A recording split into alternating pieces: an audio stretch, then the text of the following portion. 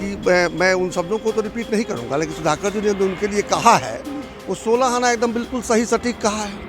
नमस्कार, आप news foundation देख रहे हैं। मैं हूं आपके साथ वंदना। सरगर्मी के बीच बिहार में सियासी हलचल तेज हो चुकी है। सियासी गर्माहट इस कदर कुछ बढ़ चुका है कि इन दिनों नीतीश कुमार समाधान यात्रा निकाल रहे हैं, तो दूसरे तरफ नीतीश कुमार के खिलाफ सुधाकर सिंह बागी हो गए हैं।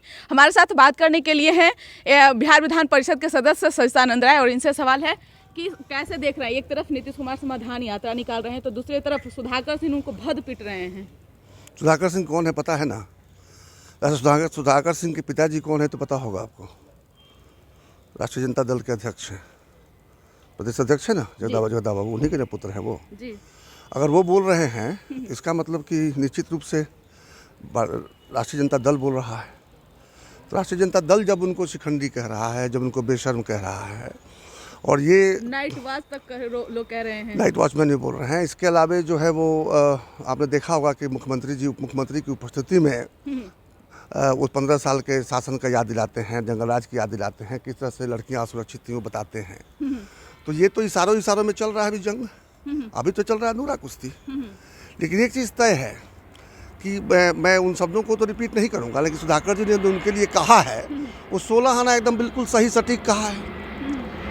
सटीक नहीं होता तो एक व्यक्ति कह रहा था कि हमारी बेइज्जती हो रही थी जब भारतीय जनता पार्टी के लोग बेइज्जत कर रहे थे। भारतीय जनता पार्टी के लोग क्या बेइज्जत कर रहे थे तो मुझे पता है कि जब वो अग्निवीर के समय प्रदेश अध्यक्ष के घर पर हमला हुआ, उप मुख्यमंत्री के घर पर हमला हुआ, तो निश्चित रूप से उन लोगों ने कहा कि नहीं आप इसको रोकिए, गलत हो रहा है, ऐसा नहीं होना चाहिए। उसको छोड़ के भारतीय जनता पार्टी के रीढ़ की हड्डी इतनी मजबूत नहीं है कि नीतीश कुमार के सामने जो है खड़ा होकर बात करें।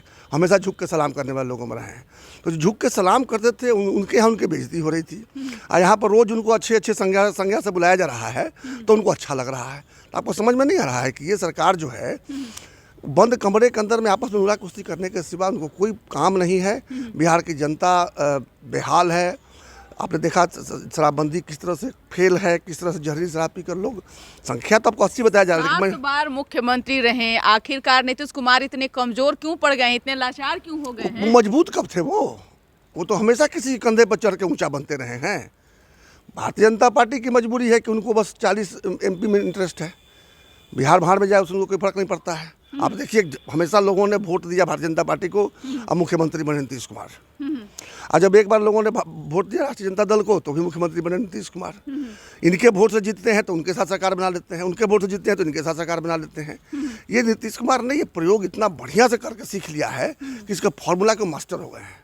अब मुझे कोई आश्चर्य नहीं होगा कल वो दोबारा NDA में आ जाएंगे और दोबारा जो है बीजेपी उनसे गलबैया करने लगेगी और दोबारा वो बीजेपी के सहयोग से मुख्यमंत्री बन जाएंगे। ऐसा संभव है? एकदम संभव नहीं है, यही होगा। मैं प्रेडिक्ट कर रहा हूँ, मैं भविष्यवाणी कर रहा हूँ कि जिस तरह से वहाँ चल रहा है, जितनी उनकी बेइज्जती वहाँ भद पीट रही है। हाँ, अगर तेजस्वी जी के अंदर कहीं अगर ऐसा आत्मा मतलब वो क्या कहते हैं आत्मसम्मान जगा और उन्होंने समर्थन वापस ले लिया, उनको सड़क पर ला दिया तो अलग बात है।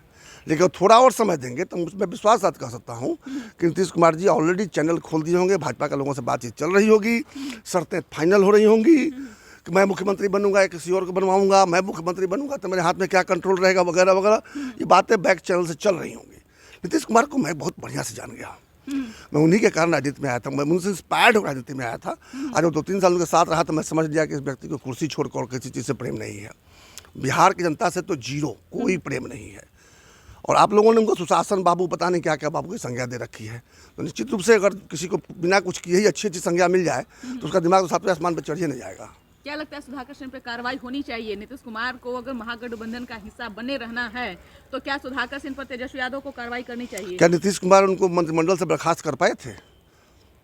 तो अल्टीमेटली जो है उनको इस्तीफा देने के लिए कहा गया और उनके पार्टी के लोगों ने कहा तो उन्होंने इस्तीफा दिया। बड़े सम्मानजनक तरीके से बाहर निकले और उसी दिन से लगातार उनके ऊपर अटैक जारी है। तो अब तो इसके बाद एक ही रह गया कि आप उनके नेता को मंत्रिमंडल से बर्खास्त करें, जैसे 2013 में किया था, भारतीय जनता पार्टी के सारे नेताओं को मंत्रिमंडल से बर्खास्त कर दिया था। नीतीश कुमार के अंदर उतनी शक्ति, उतनी क्षमता है तो चाहे तो कल बर्खास्त कर सकते हैं इनको, लेकिन बर्खास्त करने के पहले कर भी सकते हैं, मैंने असंभव नहीं है, कर सकते हैं, लेकिन उसके पहले उनकी डील तो हो जाए भाजपा के साथ में। वो सरकार में तो रहना है, कुर्सी तो नहीं छोड़ना है ना किसी कीमत पर। देखिए एक हम लोग बचपन में सुनते थे कि लाल जूता खाएंगे इतने से रहेंगे, समझे ना। तो कुछ इस तरह का देखने को मिल रहा है।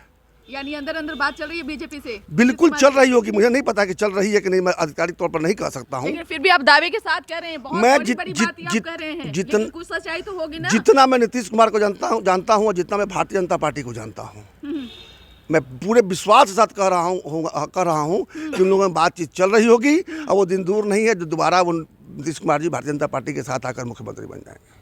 बहुत बहुत शुक्रिया। तो आप सुन रहे थे क्या कुछ कहना सच्चिदानंद राय का, जिन्होंने साफ तौर से भविष्यवाणी कर दिया है कि नीतीश कुमार जो कुछ भी आज सह रहे हैं, इसके पीछे वजह है कि भारतीय जनता पार्टी से एक बार फिर से नीतीश कुमार की बातचीत चल रही है और समय का इंतजार है। सही समय आने पर नीतीश कुमार एक बार फिर से पाला बदल सकते हैं, यानी कि बिहार की राजनीति में एक बार फिर से बड़ा होने जा रहा है। तो इंतजार कीजिए, पल पल की खबरें हम आप तक जरूर साझा करेंगे। इस पर बस इतना ही, बने रहिए न्यूज़ फाउंडेशन के साथ। तब तक हमारे चैनल को सब्सक्राइब नहीं किए हैं तो कर लीजिए। धन्यवाद।